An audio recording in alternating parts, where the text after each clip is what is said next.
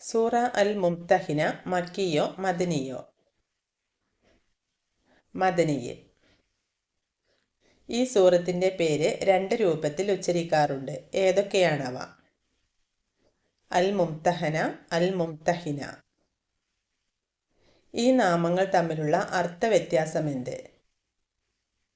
അൽ മുംതഹന പരീക്ഷിക്കപ്പെടുന്ന സ്ത്രീ, അൽ മുംതഹിന പരീക്ഷിക്കുന്നത്. ഈ സൂറത്തിന് പേര് വരാൻ കാരണമായ 10-ാം സൂക്തത്തിൽ സ്ത്രീകളെക്കുറിച്ച് ഉപയോഗിച്ച ഫംതഹിനൂഹുന്ന എന്ന പദത്തിൻ്റെ അർത്ഥമെന്ത്? നിങ്ങൾ അവരെ പരീക്ഷിക്കുക അല്ലെങ്കിൽ പരിശോധിക്കുക.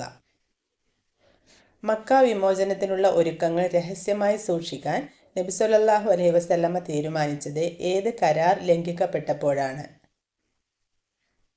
ഹുദൈബിയ സന്ധി. ഹുദൈബിയ സന്ധിക്ക് ശേഷം മദീനയിലെത്തിയ ആദ്യ മുസ്ലിം വനിത ആര്? Ummu Kulsoom bint Uqba. സൂറ അൽ മുംതഹിന ഖുർആനിലെ ഏത് ജുസുയിലാണ് ഉൾപ്പെടുന്നത്? 28-ാം ജുസുയിൽ. 6-ാമത്തെ ആയത്തിൽ വിശ്വാസിയുടെ ഏതെല്ലാം ഗുണങ്ങളാണ് പറയുന്നത്? അള്ളാഹുവിനെയും അന്ത്യദിനത്തെയും പ്രതീക്ഷിക്കുന്നവർ. അൽ ഹമീദ് എന്ന പദത്തിൻ്റെ അർത്ഥമെന്താണ്? സ്തുത്യർഹൻ.